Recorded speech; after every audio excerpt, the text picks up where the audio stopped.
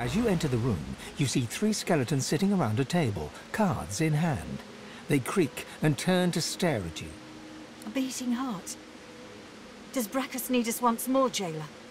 Are we finally to be freed? You're not one of Brachus's brood.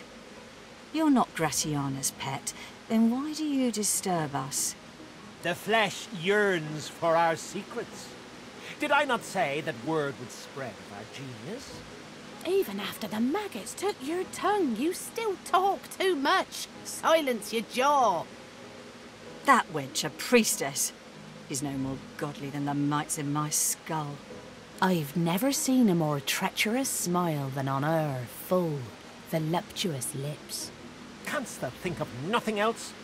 How many centuries have I endured hearing you remember your conquests? Hey, at least I didn't have to raise mine. That was naught but a whisper on the wind. A vile rumour. Oh, it coughs. I will not sit by as it breathes thus. It mocks us with the very air passing twixt its lips. The shambling creatures lay down their cards and push back their chairs. Indeed, but we'll soon put an end to that. And then, freedom. Worse than this? Can such a thing be true? Thou art fortunate. When I still wore scales, I would have cut you down without a thought. But time brings perspective, and perspective brings mercy. You are permitted to live, Magus. How's about a trade? Our deaths for your life? You walk out of here and leave us your word that you'll destroy our soul jars. Trusting flesh to do bones work? It seems foolish, but very well. Mark the location thus, and do not disappoint us. You have done me a great service. Now, allow me to help you. The source barrier that blocks your way. I still have enough power to allow you entry. It shall be done, then.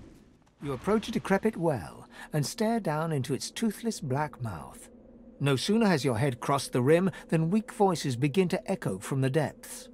Thirst, dry throats, drink, water, water.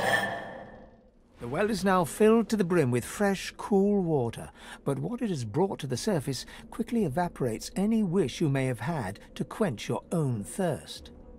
You see the tangled remains of three corpses, a mixed mass of bones and skin from which three skulls protrude. They address you in unison, their voices a drone-like blend. We thank you for the water. We bless you for the water. We thank you for the end of torment. The king, Brachus Rex, the madman with the crown. Wrath and terror. We displeased the king. The truth we spoke, his fortune told, no divinity would he be. And so he entangled our bodies and cursed our throats, smoked the brothers of Baladur. We thank you for the water, we bless you for the water, we ask you for a fare. The fare, the toll, the levy. The people of Baladur must be buried with coin. Coin for the pathkeeper that leads the dead to the kingdom beyond. Spare us coin. Grant us coin. The more you pay, the further the pathkeeper takes us. Sweet Savior, friend of death and fiend of life, how much will you give? We thank you again. We bless you again. The wealth of the depths is yours. Pathkeeper, keep us. Pathkeeper, guide us. To the long-awaited kingdom we will go. Laden with the burden of the coin you gave them, the brothers of Baladur sink back to the bottom of the well. Whether they will find their kingdom or languish in the dark, wet depths forever, you cannot foretell. You don't look lost at all.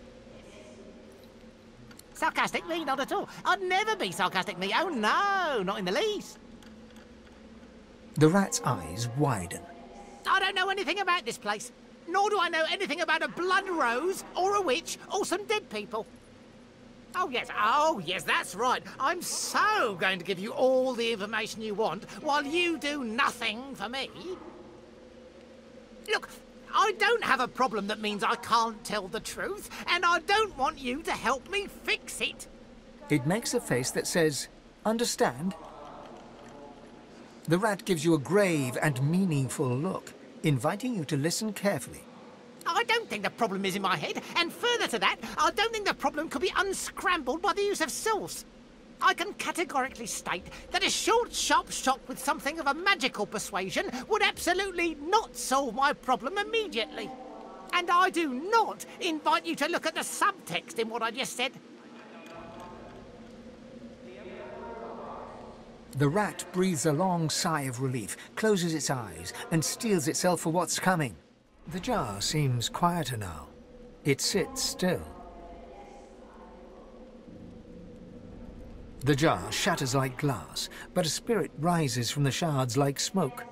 The ghost of a dwarf, bedecked in necromancer robes, winks and blows you a kiss before slowly fading to nothing. The pictograms on the jar stand fixed and still. You see a shape emerge from the ruins of the broken jar, a lizard in the finest necromancer robes.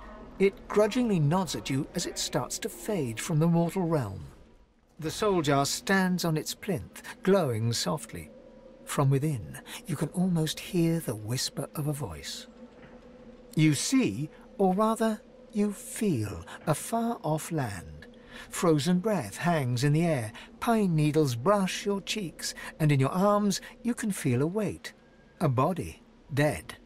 But you have hope. Your vision swims. You're older, but perhaps not wiser. You march at the head of a shambling host, the enemies of Brachus Rex melting before you. The scene twists again. Now Brachus stands before you, a beautiful woman at his side. You lash out in treasonous rage, but cold arms bind you. You're sealed away in a tower. Your screams fill the darkness. You feel a jolt and open your eyes to see the soul jar before you, lying still in the vault.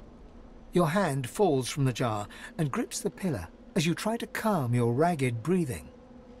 A human spirit slips from the ruins of the jar. Decked in necromancer robes, she turns to you, bows, and starts to fade away to nothing. The necromancer's memories fade to black, but the feelings remain. They may have been a necromancer, but they did not feel evil. Misguided, perhaps. No one deserves the fear and pain I felt in that vision. Not even a necromancer. One must wonder how many more lives they took. How much misery the scum caused. Anyone who marches at the head of an undead host deserves whatever punishment they get. What word do you bring? I had no doubt. You bring me hope, sorcerer. I'll gather the other seekers and travel to shore. Meet us there as soon as you can. Gareth's voice echoes throughout the enclave with such command it could rouse a fawn to action. We move, seekers. Now is the time to resist. The Lady Vengeance will be ours! An old elf's pained gaze passes between the crucified. Anger bubbles within him. He seems on the brink of tears of rage. Dear ones, not like this. Not like this. Not like this. They're as good as my family. But I cannot heal them. I cannot heal them. So much pain. They are changed. That Dallas woman did something to their minds. They won't be moved and they can't be healed. They resisted at all costs. They can't even be healed. Using such magic on them would kill them now. Such beautiful souls, corrupted by such evil. They're called Shriekers. Upon sight they blast passers-by with source so powerful none can withstand it. Instant death, that is guaranteed. Where you find Shriekers, you can trust the Divine Order is hiding something they desperately want to keep private. Fate of my dear ones proves there must be some such thing on this very island. Stay away from shriekers if you want to live. I know not how much longer my friends here have. You've come. Lucian be praised. Gareth glances over his shoulder, and his voice tightens. The Shriekers keep watch, and their gaze isn't the only one we should avoid. The murderer is here, Alexander. The butcher's in the ruins, beyond the Shriekers, and he's not alone, as well he wouldn't be. The Order keeps its godwoken leashed. If I didn't know better, I'd think the gods themselves were your counsel. He reaches for the wand, but pulls back before touching it. Would that I could aim this wand at Alexander myself, to bleach his soul and sear his skin. No, this thing was birthed from a wicked era. What would Lucian say, seeing me confront one evil with another? Go, take down those Shriekers. Praise be, you have silenced the Shriekers and cleared our way. Yet it seems I'm in need of you again, my friend. You have any more miracles in you? We've got a boat ready to row to the Lady Vengeance. But if Alexander sees us bobbing among the waves, we'll be shark chow. So we split up. I take the Seekers to the Lady Vengeance. You go to the ruins and keep Alexander busy. He'll be expecting a breeze. Show him that you're a hurricane. Are you ready? We've got right on our side. A greater ally than any sulking Geist or any whinging Magister. He takes the news calmly. A moment passes as he calculates the consequences, assessing this new world as it opens up before him. He nods his thanks, then raises his voice. Seekers, we move. You are Lucian's eyes and ears. You are his sword and his shield. Burn the blackness with your holy fire! There you are, the escapee. I feared you'd made it to Reaper's Coast by now. Ah, and Ifan Benmez too. Back in Fort Joy, I wasn't quite sure, but it really is him, the poor god's cursed soul. Bravest man I ever met. Now fallen so low. Anyway, you're here now. You know, Dallas and Friedemann warned me about you. God-woken. I'm afraid your journey ends here. You would only bring ruin to Rivellon. If anyone is going to become the next divine, it will be me. I have no illusions that history will look kindly upon me. My only goal is to guarantee that someone should survive to write such histories. I'm one of you, after all. Your collar is no tighter than my own.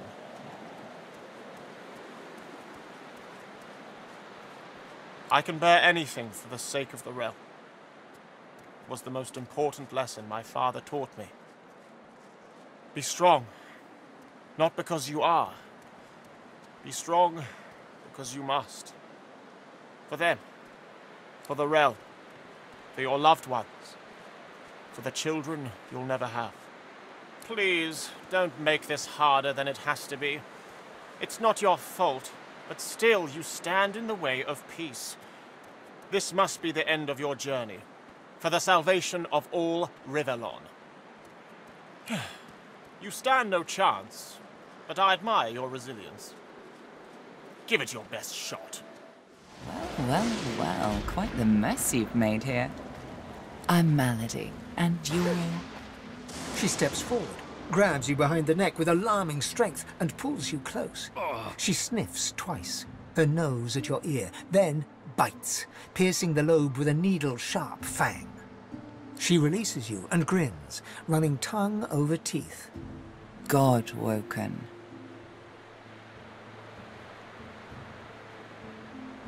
I can tell a lot from a little taste. The carnage on this beach nearly speaks for itself, but... still, one can't be too careful. She leans back, looks you over, and smirks. So, God-woken, you're what gets some of us out of bed each morning. What do you make of that? Well, first things first. She peers at you closely, a knowing squint in her eye. Tell me, which of those little gods did you meet, and what did they teach you? Her eyes go wide. Go on then. Show me what he taught you. I don't. Now go on.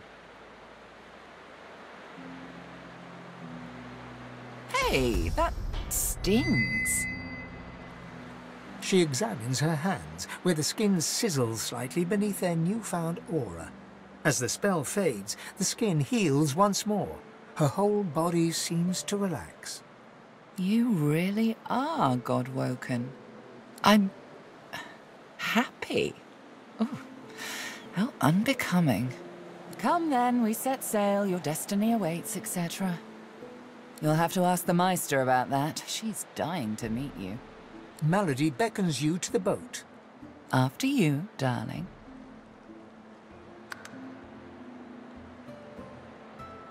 Boat first, questions later. As you wish. The air out here's a damn sight better than in Fort Joy, eh? Ifan salutes right back, then grabs you in an unexpected bear hug. Truth be told, I couldn't have done it without your help. But you know, a contract's not complete until you hand it in.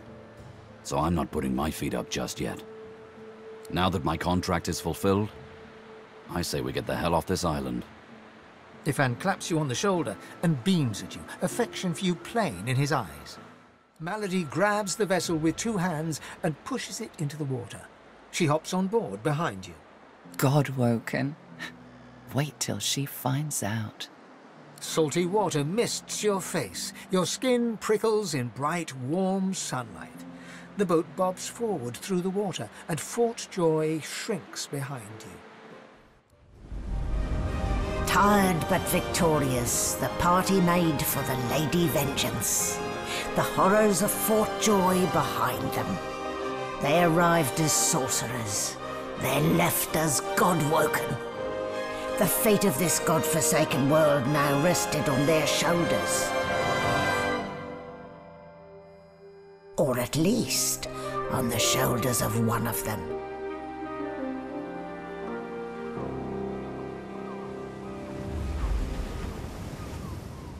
A light sea breeze kisses your cheek and carries away the smell of blood wafting up from the deck. In the distance, Fort Joy looms. But the ship is ours. Don't stand between a prince and his principles. The Magisters learned that the hard way. What were they thinking, standing against an Eternal? I almost pity the poor, ignorant beasts. I've no sympathy for those who die in the line of duty, especially as odious a duty as those dead Magisters held. I'll be damned if I ever set foot on that island again. Don't care who I have to bury. Bad luck to let the dead linger aboard. As soon as we get moving, we ought to clear the deck. A hard-fought freedom, sure. But if spilling blood is bad, it shouldn't be so agreeable. Onward now. The sooner Fort Joy disappears from the horizon, the better. Perhaps the Seekers need help manning the ship. Spare me, Gareth. We got what we came for. This is what success looks like. I won't see them tossed overboard. Not here. We'll hold a proper service. What's-his-face and so-and-so would want us to get this ship sailing before all else. They died for those God-woken, after all. You know their names, Malady. Can't you even pay them that much respect? Gareth inhales sharply, then catches you out of the corner of his eye and smiles, barely. Our guest stirs. Welcome, God-woken. Glad to see you safely aboard. Very glad indeed. Too many. One too few, actually. Alexander, he's alive. Apparently didn't hit hard enough. He's in the hold below decks. Unconscious, but alive. Question him. Someone has been hunting your kind, and Alexander fancies himself the only God-woken worthy of ascending. As far as we know, you may even be the last still alive. If Alexander is guilty, he'll face justice. Yes, we certainly had better, but the ship won't move. She's mute. We need to free her tongue. You're welcome to try, though I doubt it'll help. What Gareth means to say is don't bother. Livewood will only move when it wants to, or, in this tub's case, when it's forced to. That's right. The ship's made of an elven ancestor tree, the spirit of which is still trapped in every plank. What we need is a way to control the bloody thing. The Seekers, the survivors of us, have been combing the ship from bow to rudder. It hasn't been easy. This place is laced with dark magic. These Seekers have such a limited skill set. We lost a man in the search. Malady might not appreciate that, but I do. And I hope you do too. I'm sure the Godwoken will be able to get the ship moving. They kind of like to feel useful, don't they? It's your best that'll save us all. Well, this is a fine sight. Utterly barbaric, of course, destroying a tree and turning it into a boat. Grotesque, but, well, look at it, Quercus. A floating nest, surrounded on all sides by salt water, pure poison to a tree's root. The great acorn could never reach us out here. Well, yes, of course we'll continue our research, Quercus. We're not monsters. Still, I must admit you were right about the shield. It proved to be more than adequate. No! Yes, it seems our shield is still here, Quercus. How does something so large and ungainly sneak up on a person? You give the giants too much credit, Quercus. I think the salty air has addled your mind. It has certainly been useful, but elegant, kind, surprisingly attractive. No, we have no time for your fawning. We may be safe, but the world is not. Come, we must return to our research. Ah, there you are. High time to stop gallivanting and resume our journey together, wouldn't you say? Off we go, then. There you are. I was just thinking of you. This is Dallas's ship, but she can't have been the only one who could get it moving. It'd be too risky, and Dallas is anything but careless. There's a way to move this ship on board, I'm sure of it. You'd be surprised. A ship like this holds many secrets. Hopefully you can discover some these Seekers might have missed. The figurehead has certainly caused a commotion lately. But then again, so have the doors downstairs. Everywhere you look, a hunk of wood looking to incinerate or stymie you. Dying to hear them. Meister Siva is one of a rare breed. She'd do anything in the name of a cause, and her cause happens to be you. She's desperate to meet a living Godwoken. She'll be exceedingly pleased we're en route. We'd better not leave her waiting. She's a bit particular. She's the founder of these Seekers, and she's powerful. That means something when I say it. Your kind can reach astounding heights. Meister Siva can help you do just that. A place called Driftwood hosts a putrid fish, putrid dwarves, and Meister Siva herself. You'll probably find it quite comfortable. Void Slayer, Worm Killer, Godwoken.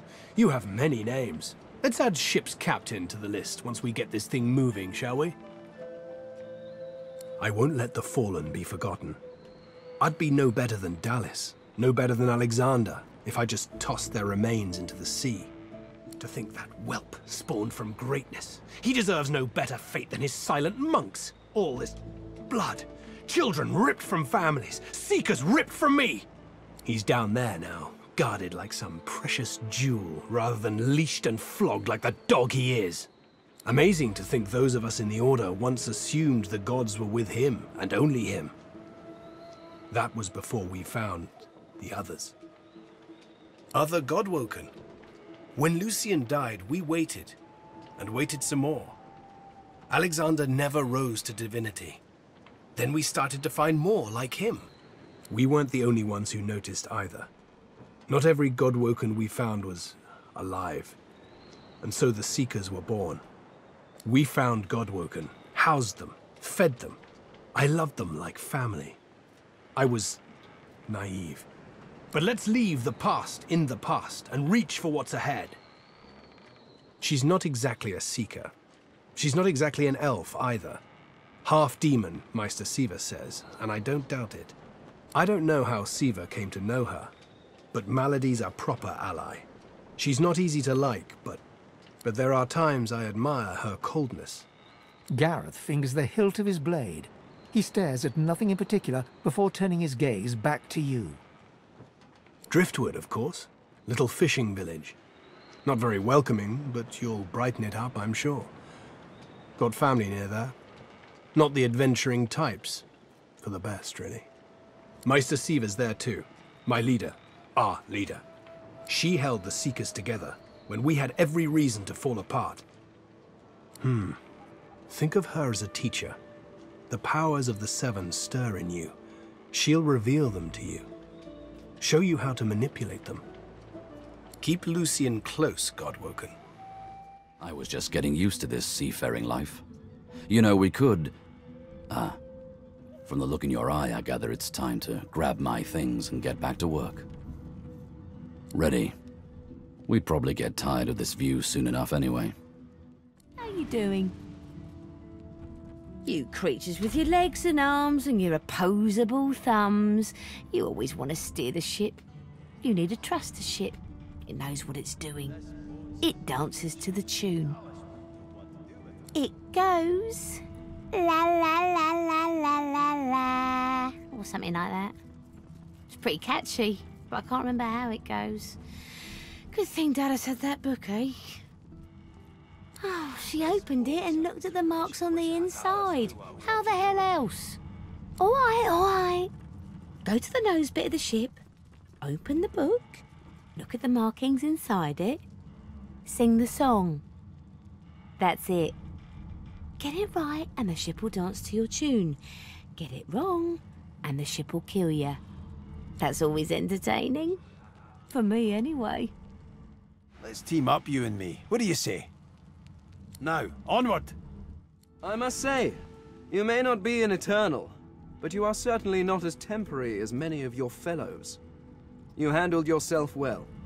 Personally, I am just glad that I do not have to walk back to Reaper's Coast. Wind travel may be primitive, but it is at least efficient. Livewood, you have taken a dead elf and carved it into a pleasure yacht? I knew you people were barbarians. I had no idea you were sadists, too. Well, no matter. Whatever gets me to Reaper's Coast quickly. I have an excavation site to explore. The only treasure worth digging for. Knowledge. I was investigating a site where several artifacts of my people have been found. Some were even intact. Alas, I was not the only one there. Those red-robed idiots were scurrying about too, trampling precious clues under their ignorant boots. They caught me when I failed to correctly respond to their questions, and dragged me here. Still, it's good to be on the move again. They simply asked me what I was doing there, and I simply told them to be gone from my lands. I may have used the phrase pathetic mortals. Come to think of it, I may have used it several times. Damn fools. The faster we leave them behind, the happier I shall be. Is that so? Perhaps we could find an arrangement that benefits us both. I need to travel to the Black Pit's oil field, near Reaper's Coast. But my attempts at staying under the cover have not gone well to date.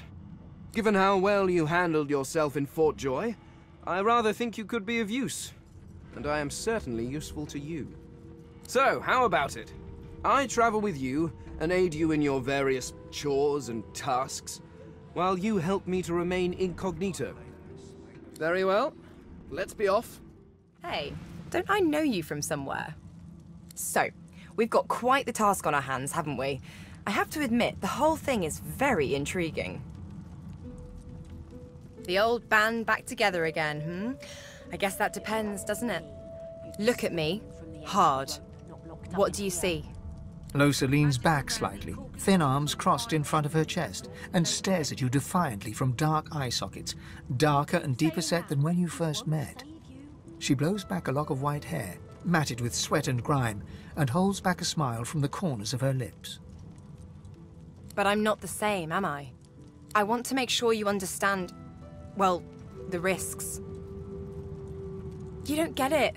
I'm dangerous. You have to pay attention. You have to be willing to hurt me if I'm hurting you or someone else. Can you do that? Do I ever? Still sore from that one. At the time, I wanted you to defend me. I didn't realize how bad things had gotten. I know better now. Something like that happens again, you do what needs to be done. Deal? Well, all right then. She pinches your cheek, a sparkle in her dim grey eyes. I knew I could count on you to murder me in a pinch. Let's go, Chief. The Seeker flexes her arms stiffly. Her joints audibly pop. She sees you draw near. I owe you, Godwoken. Without your help, I'd likely still be a prisoner around here, not guarding Alexander the bloody Divine himself. She nods her thanks and immediately winces, laying her hand on the back of her neck. We're a big bloody target on our backs. We took their leader and their flagship. The Hammer won't stand for that. She'll be hunting for us. The Seeker throws a toxic look at the imprisoned Magister. Hardly. She's just some deckhand. If it were up to me, I'd tie her to the main mast and use her for arrow practice. But Malady wants her alive for now. I wish. No, the Magisters kept me chained to the bulkhead. Arms held above me head, feet barely able to touch the deck. Now my joints are paying the price. No, they had us down below, chained up in the dark. But the Reds were up to something in here. Maybe it was just the lack of food and rest playing tricks, but I swear I heard chanting and horrible moaning coming from here. But when we broke free, it was empty. Good luck getting anything out of either of them. Our special guest is out cold, and the other one ain't in much of a talking mood. All right then, just don't make me regret it. A young Magister paces around the brig, fussing over Alexander's unconscious form. She leans over and applies a damp cloth to his brow. She notices you observing her. She straightens her back and sets her jaw in a defiant scowl. Magister Ranley, Corker's mate of the Divine Eminence vessel, Lady Vengeance. That's all the information I'm giving to any of you lot, so stow your questions. Magister Ranley, Corker's mate of the...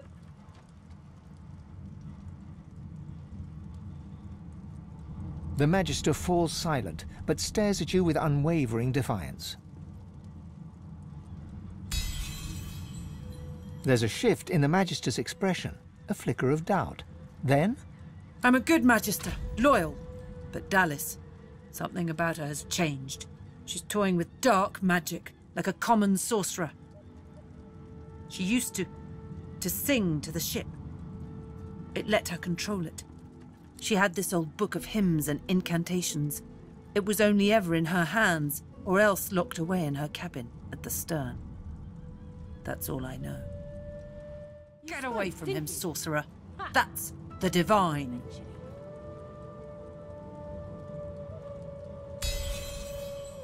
All right. Don't harm him. I'll be watching. Bishop Alexander lies supine on a bare wire cot. Though unconscious, his eyes are only half closed. His swollen jaw hangs open at an odd angle. Bruises swell beneath his eyes, and a shallow gash zigzags from his right ear down to his beardless cheek. Unconscious, he looks more boy than bishop. Someone has wiped the bishop's hands clean and folded them neatly over his abdomen. They rise and fall in shallow, jagged swells. A beautiful six-sided gem rests on the bishop's chest, hung round his neck by an ordinary oiled rope. The gem sits heavily in your pouch. Ifan grabs you by the sleeve, not hard, but insistent. Let me work on him. I've got questions that need answers. Answers I can only get from him.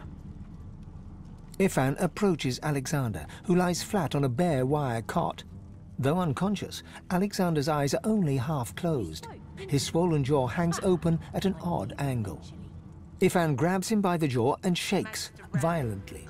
Alexander's face contorts with agony and his eyes flutter, yet he doesn't return to consciousness. Why did you trigger the death fog before the elves had a chance to escape? Why? Why?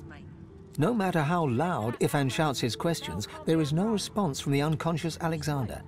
He reaches his arm back, and you realize he intends to punch Alexander in the face. He turns and snarls at you, the expression on his face so vicious you recoil involuntarily. Seeing this, he falters. In an instant, he is a blank slate, devoid of any discernible emotion. Without a word, Ifan strides away.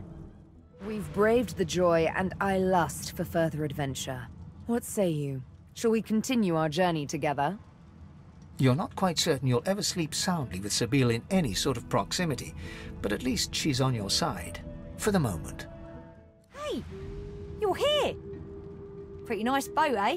We got an upgrade. There's got to be another way to get it going, but we can't find a way into Dallas's room. Maybe you can see something we can't. The door seems like any door, at least at first. Then you notice it's unblemished wood. There is no knot, no scratch, no dent to detract from its apparent perfection. The wood groans and creaks. For a moment, you swear a face appears in the wood. A face tortured and tormented, a six-sided shape carved upon its forehead. The face vanishes. The anguished face appears once more. It dips its forehead towards you and waits. A shudder of pleasure racks the figure in the door. It seems to breathe. All of a sudden, all anguish is gone. It gives you the sternest of looks. I am summoned. Speak the password. Yes, and yes again. The word is spoken. Welcome to the stateroom. Just one more moment, please. He clicks together two halves of some type of gauntlet sitting in his lap and turns his full attention to you. And there. Rescued at last, am I? To whom do I owe my thanks?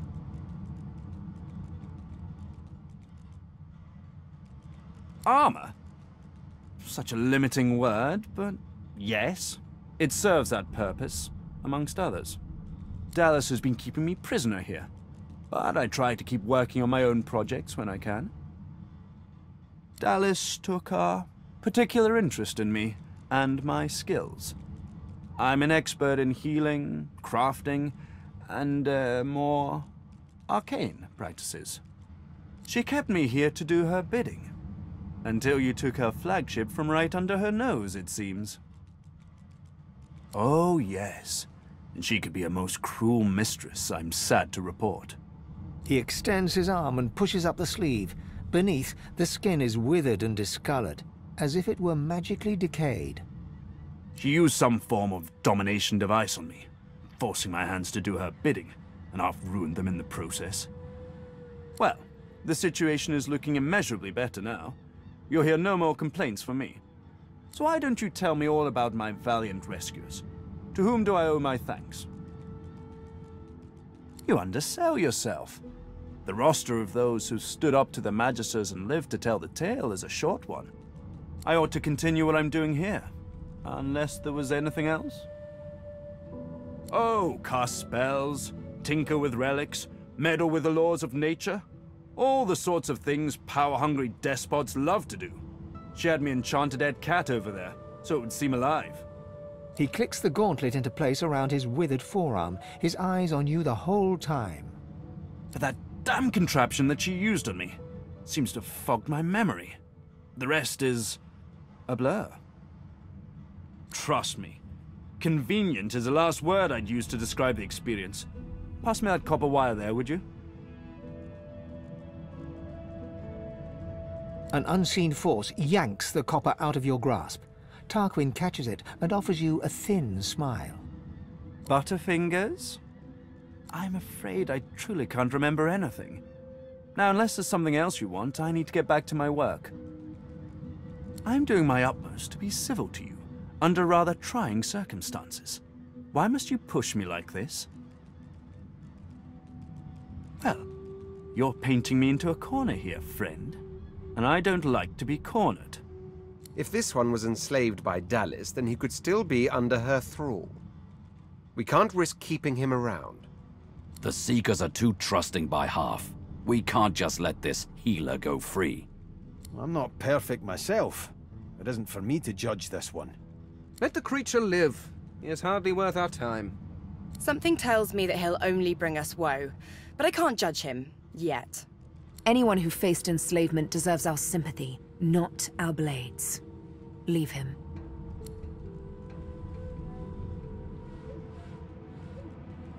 He takes your hand in his gauntlet-clad fist and shakes it.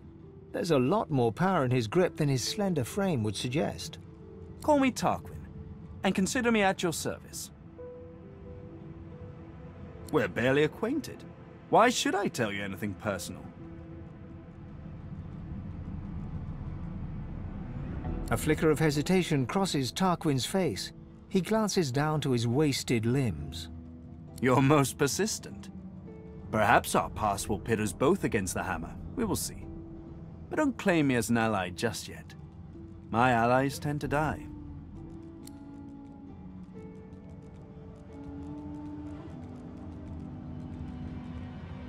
I must admit, despite what she did to me, I can't help but admire her a little. The woman is unwavering. She will break before she bends. So if you should cross paths again, be sure to leave her broken. You will not get another chance. I'm a monster. I click and clack as I stalk my prey. My tail rattles like a snake's. I suffer. Don't touch me. My very being is a curse. Was Tarquin that wretch, that rat? I ate an ill mouse and passed in my sleep, and the brooding boar brought me back on a log. Me miserable. Mumsy? Is she here? Mumsy, where are you? 'Tis I, Booply Bear. I am quite changed, but don't be frightened. There is no shame in being ridiculous in the name of love. Fie! Hear this feline's lament, O immortal gods, I am so wretched. And what is a Booply Bear without her sweet Mumsy? I say he is nothing. You? She sent you? The cat begins to purr and rub itself on your ankles. Any friend to Mumsy is a friend to me. I believe the song is around here somewhere. Oh, I don't know. In the direction of over there. The cat purrs, an eerie clicking sound. Tell Mumsy to come back soon. Now that I am but bone, I'm too light to trip the moving door. I'm sure there's a rat back there. There you are. I was just thinking of you. Naughty lizards. Then I suppose that rune on the figurehead was a slave scar. This tome must be the song that controls it. Well done. Go on then. Sing it to the figurehead and get her to sail. Her eyes suddenly flash a bright red. Please spare me. If you want me to spare you. We need to move. Don't mistake me, Godwoken. The Order is coming, and they're coming for you. Sing the song, take control of the ship, or die.